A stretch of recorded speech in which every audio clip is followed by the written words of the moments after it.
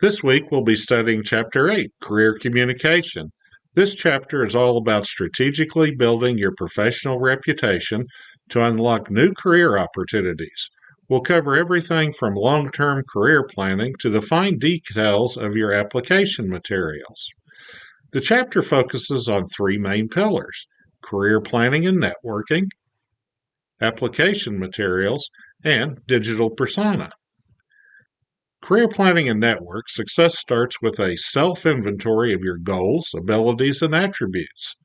You'll learn to view networking not as asking for favors, but as a relationship-oriented process focused on shared success. We'll explore active strategy like informational interviews, job fairs, and professional clubs. Application materials. We'll break down how to build a story-driven resume using action verbs and quantified accomplishments. You'll also learn the art of concise, tailored cover letter and how to manage a professional reference list. Digital persona. Finally, we'll discuss how to maintain a professional online presence. This includes optimizing your LinkedIn with a professional photo, a giver mentality, and a personalized URL. Let's take a look at your tasks for the week. Your SmartBook, ABA, PlayPosit, and quiz all opened on Saturday and are due Sunday at 11:59 p.m. You have a 9-day window to complete these, and remember, late submissions are not accepted. Here's a quick breakdown on how to maximize your scores. SmartBook and PlayPosit. You can work on these as many times as needed to earn a full 100%. The ABAs. You have 3 attempts and I will keep your highest score. Quizzes. These are time limited and it can only be taken once, so be sure you are fully prepared before starting. Exam chapters 5 through 7. This is a one-time timed exam with a 50-minute time limit. Once you open it, the timer starts, so don't peek unless you're truly ready to begin. To set yourself up for success, I highly recommend watching the Exam 2 review video and filling out the study guide beforehand. Your employment unit assignment due this week is your LinkedIn profile. Your profile must reflect the job description you previously submitted, specifically in the skills section. How to optimize.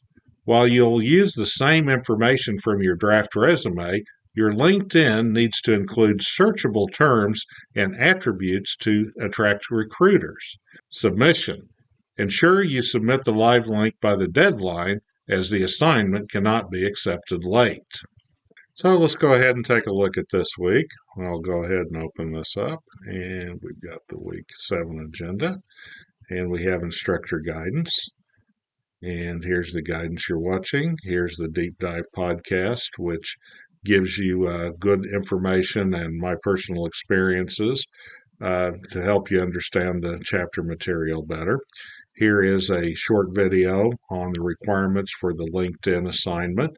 Here's a good view of how you can register and sign in for LinkedIn, and also a little bit of background on how to go ahead and develop your profile.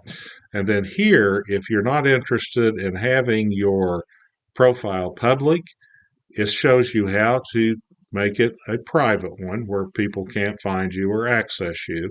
However, if that's the case, you need to let me know, and so we can set a time for me to review your LinkedIn profile. Then we come back and we'll take a look at the PowerPoint. You have the Smart Book for Chapter 8. You have the quiz for Chapter 8. And then we do have the exam, and I'm going to click on that. And so here's an overview of the areas that you need to concentrate on. Plus, down here is a study guide. If you click on that, it will give you specific areas that you should look at for the exam. And we'll come back here.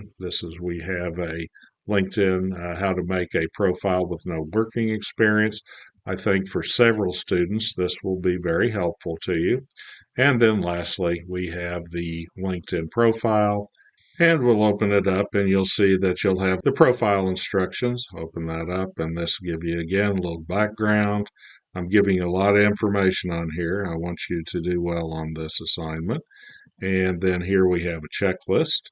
And so if you go through the checklist, that will ensure that you will cover all the areas.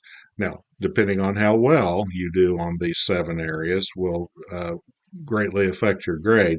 But as long as you cover each of these 7 areas, then you will know that you've at least completed all of the assignment requirements. And let's see here. And I think that's all I've got for instructor guidance this week. You can contact me using messages or by email, myers-d at mssu.edu.